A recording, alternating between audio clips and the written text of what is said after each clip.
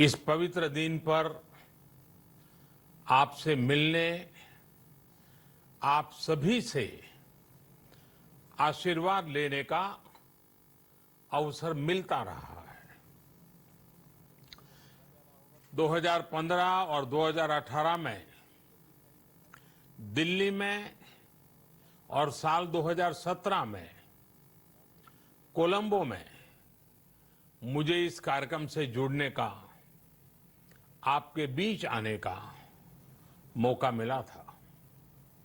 हाँ, इस बार परिस्थितियां ही कुछ और हैं, इसलिए आमने सामने आकर के आपसे मुलाकात नहीं हो पा रही है। साथियों, आकर के आपसे मुलाकात नहीं हो पा रही। साथियों, भगवान बुद्ध का वचन है, मनोपुब्बम गमा धम्मा, मनोसेट्टा मनोमया, यानी धम्म मन से ही होता है, मन ही प्रधान है, सारी प्रवृत्तियों का अगुवा है।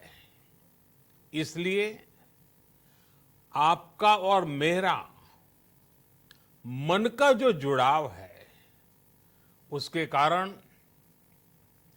सशरीर उपस्थिति की कमी उतनी महसूस नहीं होती। आपके बीच आना बहुत खुशी की बात होती, लेकिन अभी हालात हमें वो परमिट नहीं करते हैं और इसलिए दूर से ही टेक्नोलॉजी के माध्यम से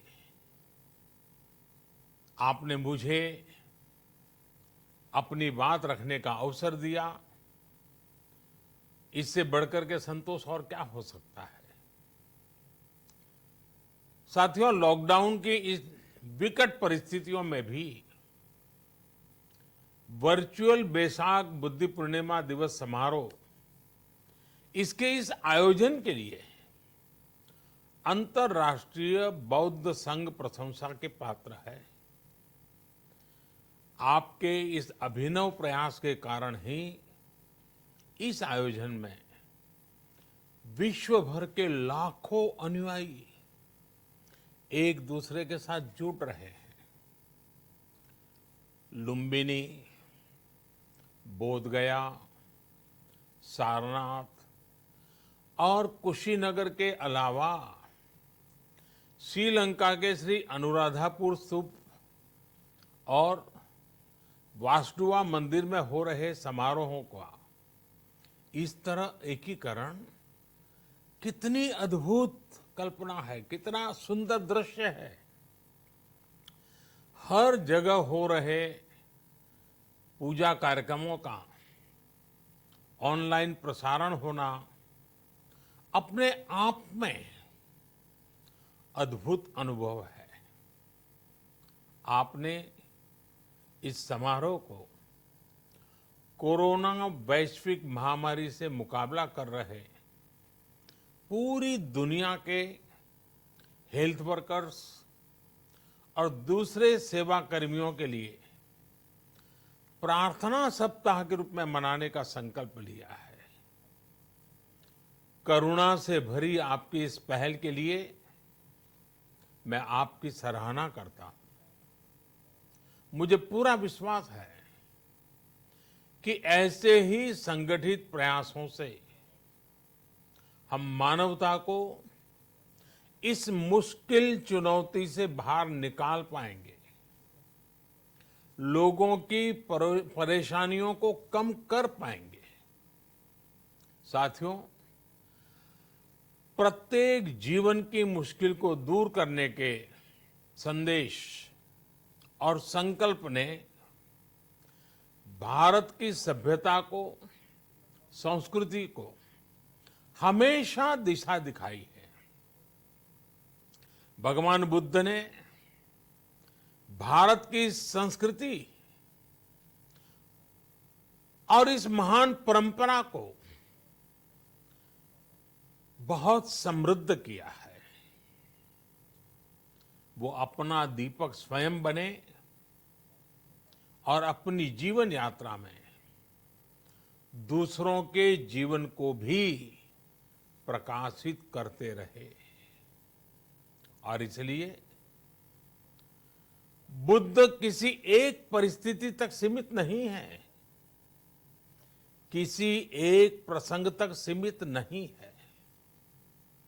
सिद्धार्थ के जन्म, सिद्धार्थ के गौतम होने से पहले और उसके बाद इतनी शताब्दियों में समय का चक्र अनेक स्थितियों परिस्थितियों को समेटते हुए निरंतर चल रहा है। समय बदला, स्थिति बदली, समाज की व्यवस्थाएं बदली, लेकिन भगवान बुद्ध का संदेश हमारे जीवन में निरंतर प्रवाहमान रहा है।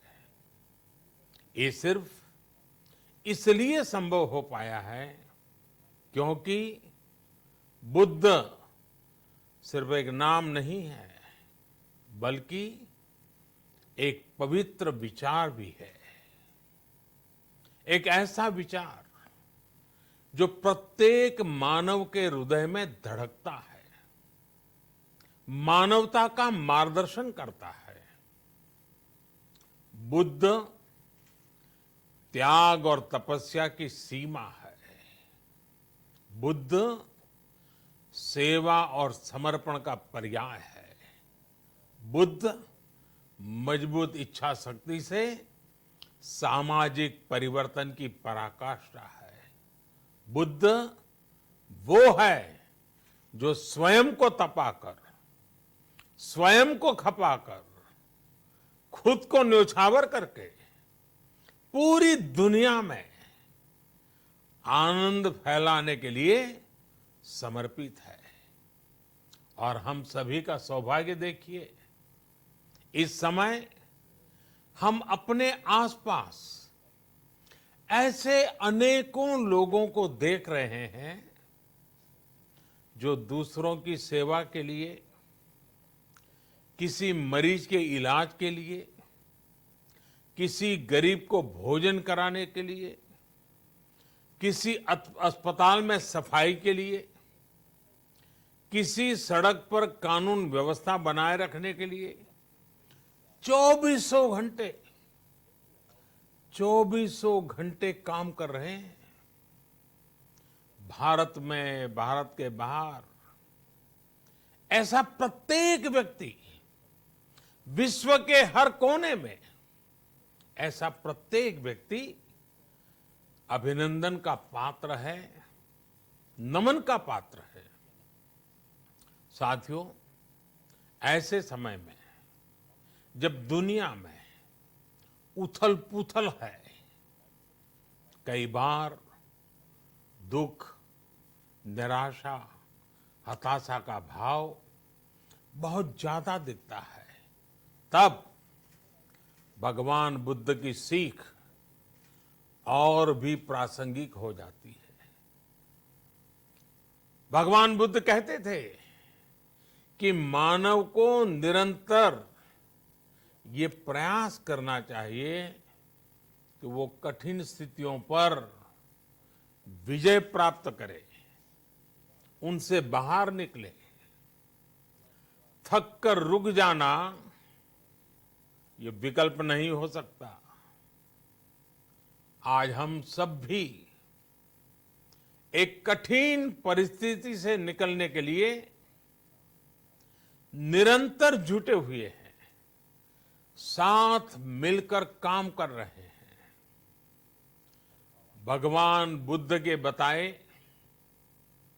4 सत्य यानी दया, करुणा, सुख दुख के प्रति समभाव और जो जैसा है उसको उसी रूप में स्वीकारना, ये सत्य निरंतर भारत भूमि की प्रेरणा बने हुए हैं। आज आप भी देख रहे हैं कि भारत निस्वार्थ भाव से बिना किसी भेद के अपने यहां भी और पूरे विश्व में कहीं भी संकट में घिरे व्यक्ति के साथ पूरी मजबूती से खड़ा है। लाभ हानि, समर्थ असमर्थ से अलग हमारे लिए संकट की ये घड़ी सहायता करने की है।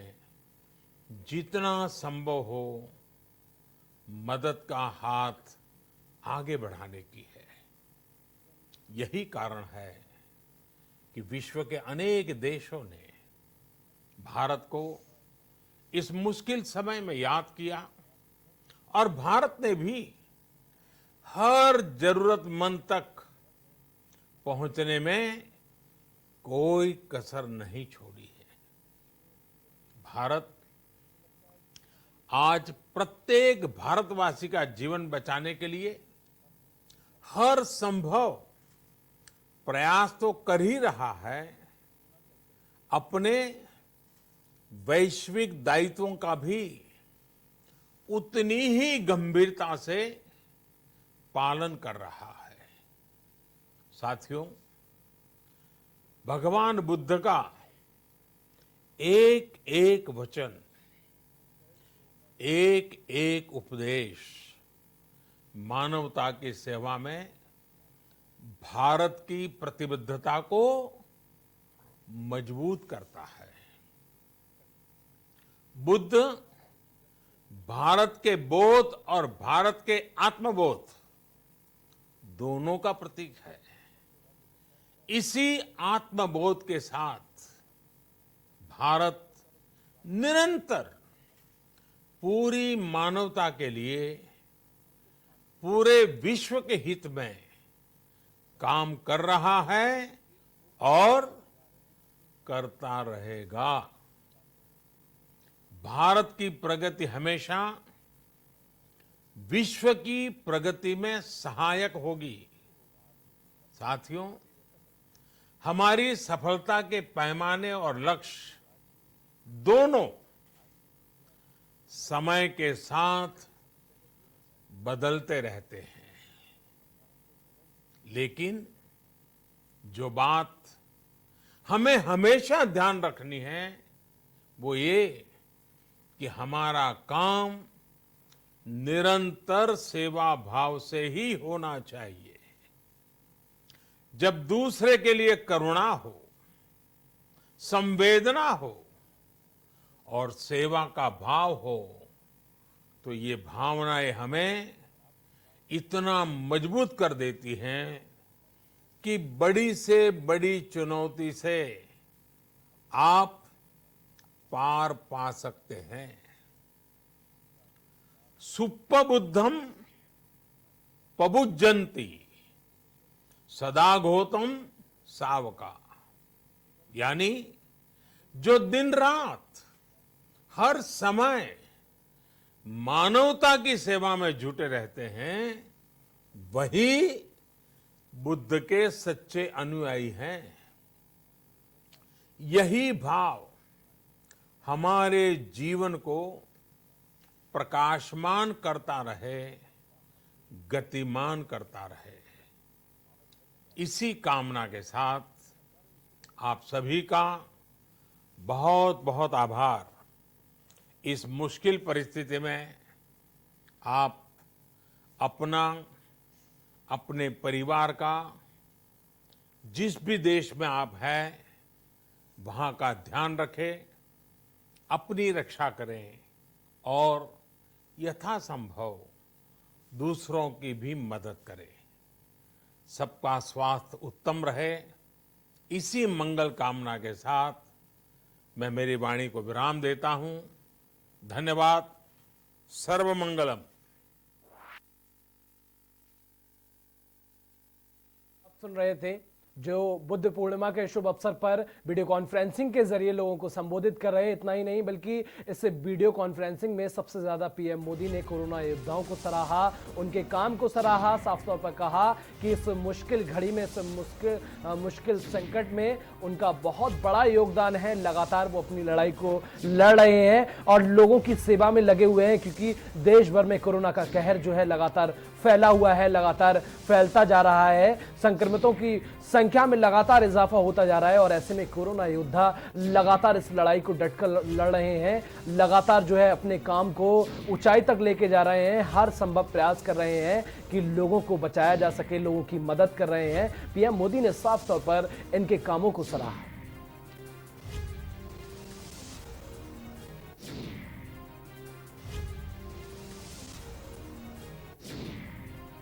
तो